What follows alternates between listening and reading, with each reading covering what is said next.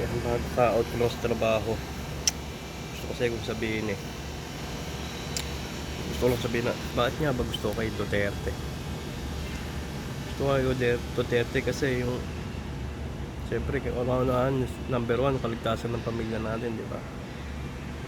Di ba yung katulad niya nun, maraming nakaranas na rin ito siguro sa Pinas. Maraming mga nagkukwento, mga naririnig ko rin na di ba pag ang tahimik sa daan, kahit maglakad ka ng walang sa'yo kasi nga madalang yung adik, di ba? Madalang yung adik, walang hindi katulad ng mga naara na madaming adik, di ba?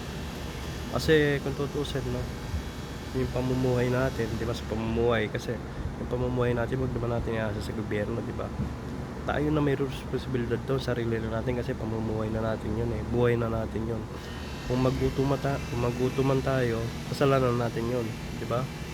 Wag natin iasa sa gobyerno yun, di ba?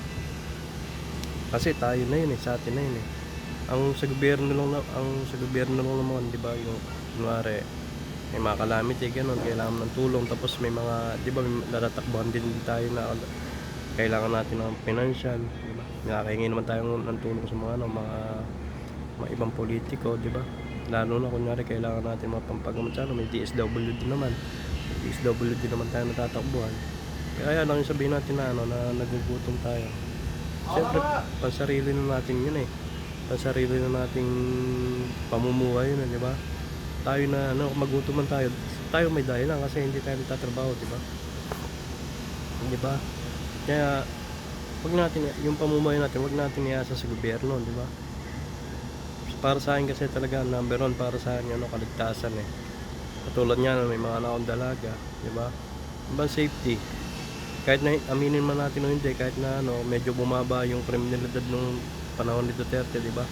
Aminin natin yun. May mga may mga may mga sabihin natin may mga namamatay ganun. Pero siguro wag naman natin ibintang kay Duterte yun, baka mamaya kasi, di ba? Baka mamaya sinasamantalan na ng ibang sindikato yun di ba?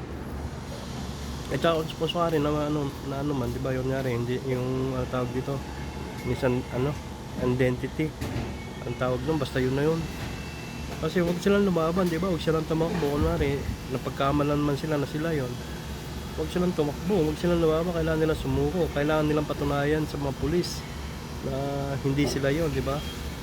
Yun lang naman, di ba? Yung natin, huwag natin iasa sa gobyerno, yung pamumuhay natin, di ba? Kasi number one talaga sa akin yung kaligtasan ng pamilya natin kasi yung pamumuhay talaga, hindi naman natin iasa sa gobyerno yan. Tayo na may hawak niyan, buhay natin yun diba?